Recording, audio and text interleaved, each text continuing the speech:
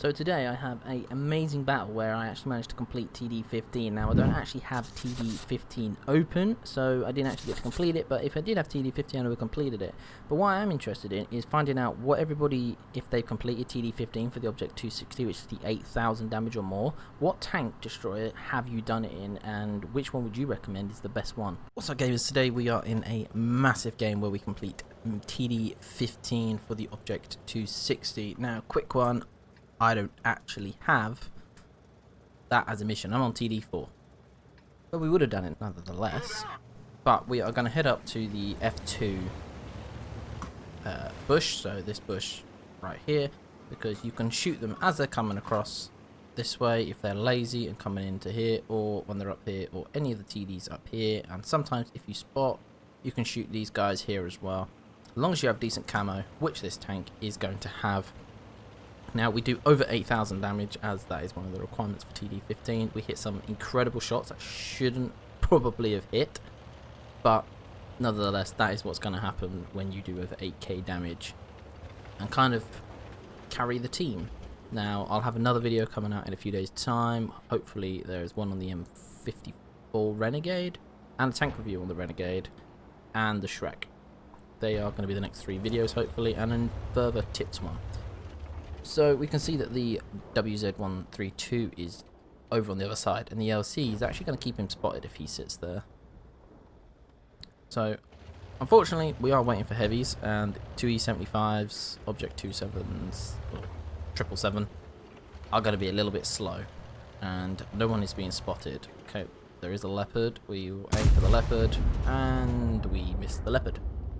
So yeah, that's not brilliant. But this quick reload that this has, and there is another miss. We probably could have slowed that shot down a little bit and aimed it a little bit better. Now this is where you can get, this is what you want to do when you're defending, is hit these extra shots.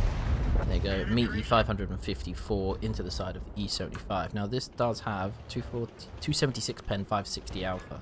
So it is a big hit when this thing does actually hit you.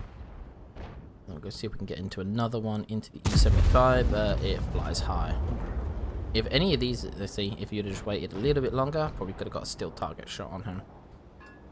We can't get him, but can we get one into the leopard this time? Yes, we can get one straight into the leopard for a dead-on average roll. Now, I want to see. Oh, there's a 777. Can we get one into him? This will be lucky. We did actually hit him, but not in a penetrable spot. Now the repairer I can see, but he's out of render range, so you can still hit him, but we can't. Now I'm going to knock this tree down. This will provide some extra cover. Now the only issue with this tank is the gun depression over the front is very bad, so I should reverse really around that spot, but we'll fully load one in, fully aim it, stick it in. We're up to 1600 already. We're only 800 HP up, but they do have to push, and we don't. So we're just trying to get the gun depression to go down, straight into the side. An extremely low roll, 480 into the 777. And we're kind of basically firing on... aim for the top of his... We got a little bit lucky there. We aimed for the right one and hit the left one. But we are pretty much using the fire rate of this machine constant. We're always constantly firing. This is like the first time in like 2 minutes we stopped firing. Can we hit it into them? Bang. E75 at that distance. He's not going to spot us upon firing. We're almost 400 odd meters away, so he certainly is not going to be able to do anything to us. Now I am keeping an eye on the minimap. If you keep an eye on it, you can see the turtle, and I see the leopard running, and I know that that there is the end of the train where it comes up. So if I ready for him, stick it in front and fire, that's 528 damage. Now someone blind fired me there, don't know who it was. I haven't been spotted this entire game, and that is one of the issues. So don't fire and then proceed to sit here, because that will happen to you. The Borsig decides to stick blind fire into us. Now I'm just worried about the Centurion. I don't want to obviously get spotted by him. And I see the turtle is still spotted, and he is still there. We do, on the other hand, have an ISU 152, an AT-15, and a Shrek, but the Shrek is going in to take out the Object 7. No, the Centurion 7-1. So we stick a blind fire in, and we see a T-30. We want to get the reload. Now, we could have fired, but I'm waiting to try and get the side of him. Unfortunately, we're not going to get that side, and he becomes unspotted. I want someone to peek, and he actually went in front of the building, so we can stick one into him. He was set on fire and tracked, so he was lucky he didn't get a double fire, then got saved by his automatic fire extinguisher. Now I'm trying to work out which one I want to take out. The big alpha gun.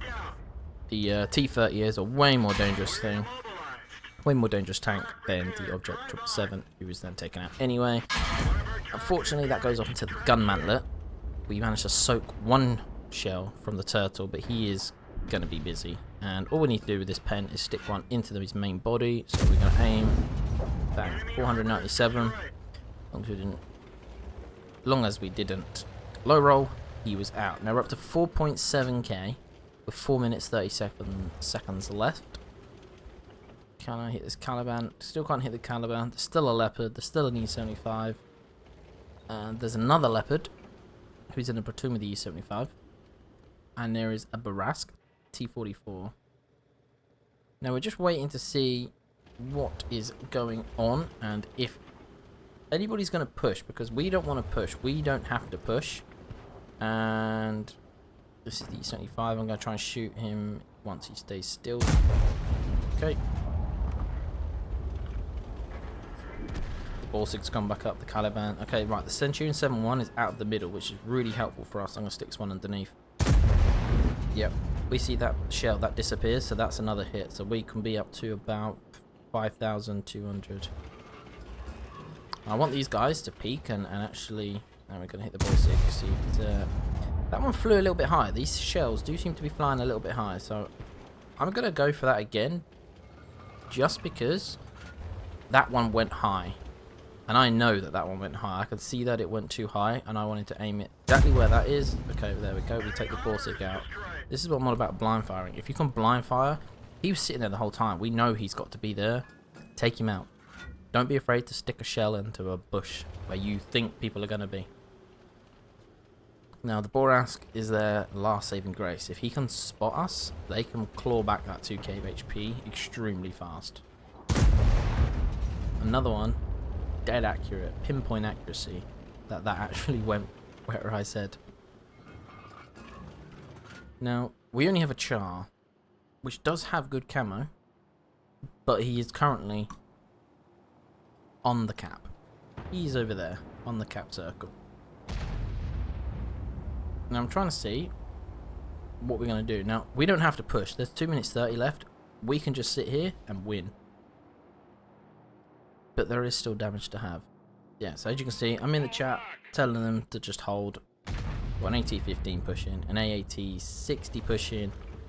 If they push across and they get caught by the Barask, the Leopard, and the Vipera, they're just going to get taken out. And all of a sudden, that 7.6 is now going to be 9.7. And we would probably be about 2 or 3k down. This is how you throw the games. So just be patient. You don't always have to push to kill everything to win. As you can see, we're up to 4 kills. I have over half of the kills. There's the Barask and there's E75. We can't hit the E75, so we're going to change to the Vipera. He's now in view. We know it's got very weak side, so we shoot him in the side. And we're just waiting for the reload, because we should be able to get him again. That is 575. He's out of render range, but it still gives us the damage, and we tracked him as well, so we've got a little bit of assistance. Now, you can see the Leopard pushing, but I can't hit him yet, because he's not in the render range. And the shot I'm about to do is nuts. It should nowhere near have hit, but those shots, it's kind of one of those, every shot you don't take is a miss. Okay, but we might be able, no, okay. Always aim at them, move the mouse, wiggle it about. You see me wiggling it about all the time, just to check the outline and see what you can hit. But yes, there is only a minute left. And when you hear that tick, tick, tick, tick, can we get into the Leo? Nope.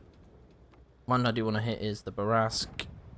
And unfortunately we hit a critical damage.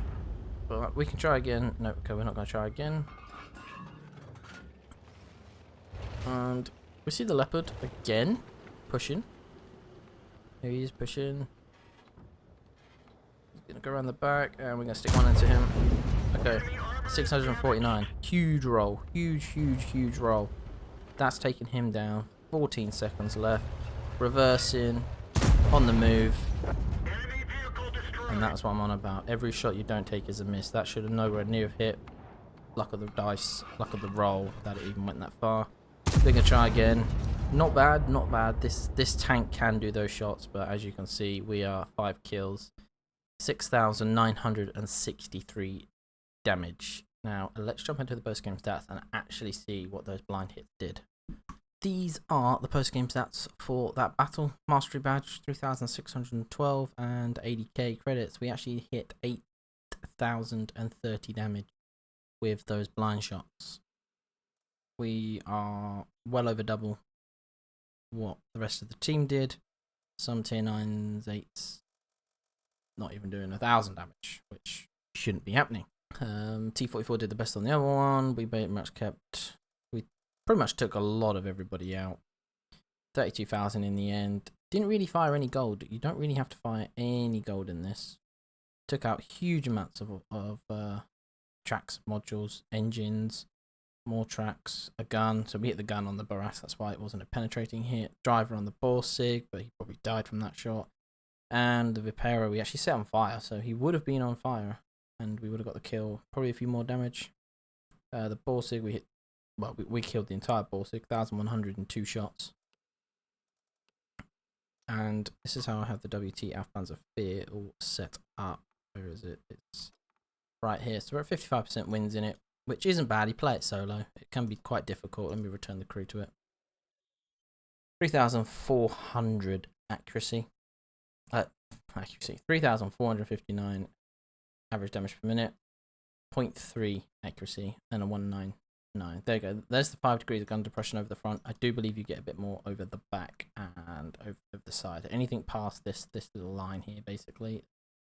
So everything from here in a big oval is a lot better. So definitely play it backwards. Now, the camo, 32%. It's not the best. It's not the worst. It will do, and you can use that camo to get you into certain places and not get spotted like I was. I mean, you could see me shooting reasonably close and not getting spotted for it. The penetration in this is amazing. Now, I have gun rammer in slot 1, improved aiming in slot 2, which you wouldn't necessarily need. You could put improved rotation mechanism, but in this slot, I actually put my first experimental equipment and upgraded it all the way to tier 3, the extra engine power, turret traverse speed, the whole traverse speed, the dispersion during the vehicle movement traverse speed, as well as during gunfire traverse and after firing, and it get +5 to the top speed and +3 to the top traverse speed. So it's just all around a bit of improvement for its mobility and a bit of dispersion, along with the improved aiming.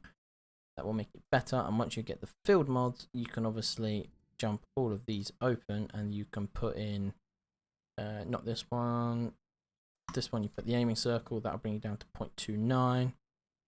This one is either view range or concealment after fire. Now, the concealment after fire works differently. It's 6% to a certain thing, so it's not actually that great.